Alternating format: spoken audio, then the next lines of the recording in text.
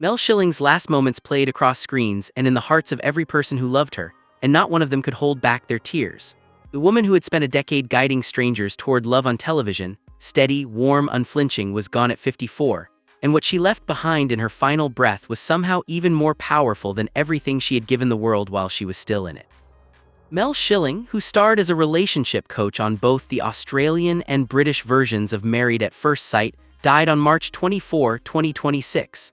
Her husband Gareth Brisbane confirmed the news in a post on her Instagram account, writing that Melanie Jane Brisbane Schilling had passed away peacefully, surrounded by love. The words landed with enormous weight on a public that had been following her journey with a kind of quiet, collective dread, watching someone they admired face the impossible with more grace than most people could summon on an ordinary day.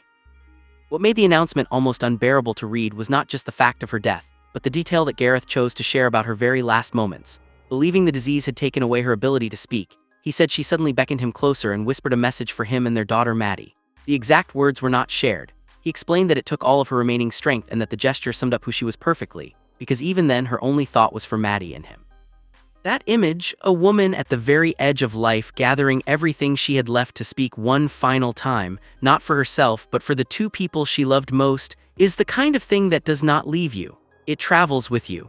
It reminds you in the starkest possible way what really matters when the noise falls away.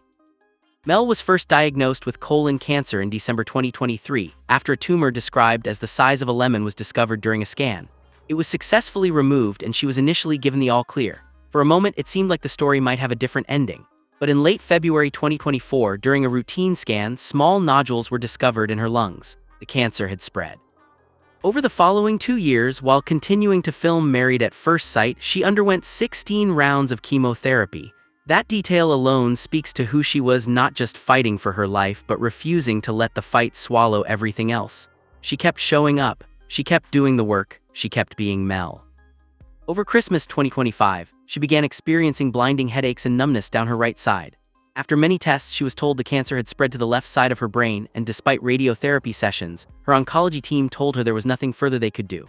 In March 2026, she shared that news publicly herself, openly, clearly, and with the same honesty she had always brought to her work. She wrote that her light was starting to fade, and quickly. But that she was still there, still fighting, and surrounded by the most incredible love. She did not ask for pity. She never did. She simply told the truth the way she always had.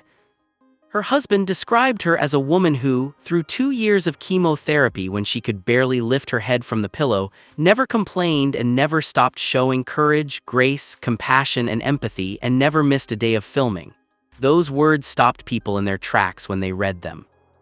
Not because they were surprising, anyone who had watched Mel on screen would believe them instantly, but because reading them in the context of a farewell made the full picture of what she had actually been carrying suddenly, devastatingly clear.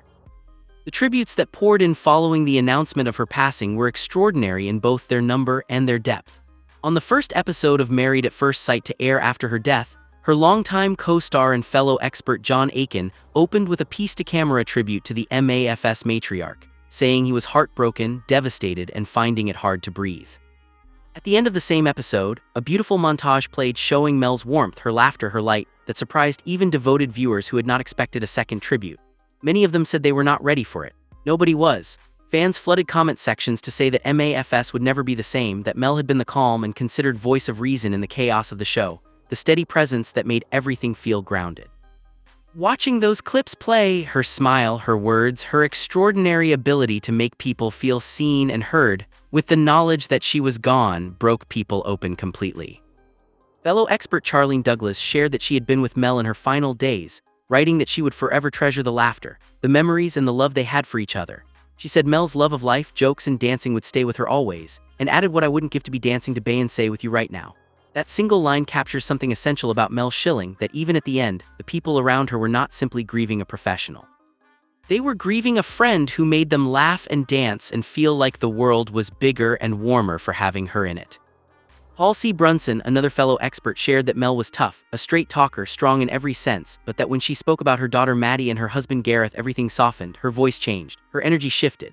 There was a gentleness and tenderness, he said, a deep, deep love. That is the portrait of a woman whose public strength and private love were never in conflict. they were the same thing, expressed differently depending on what the moment required. Her husband closed his statement with a personal farewell that he said would not be a grand campaign or a foundation launch, just a pointed request from someone who had watched time run out. He asked people to live life to the full, love their people well, and try not to sweat the small stuff. He closed by saying goodbye to his love, his one, until they meet again. Mel Schilling spent her life helping people find their way to each other. She sat on that couch for 12 seasons and poured everything she had into understanding the human heart, its capacity for love, its stubbornness, its hope. And then when her own time came, she spent every last drop of her remaining strength not on herself, but on the two people who needed to hear her voice one final time. Every eye in every room that played her story was wet. Because that is what she always did. She made you feel something real, even at the end, especially at the end. Rest in peace, Mel.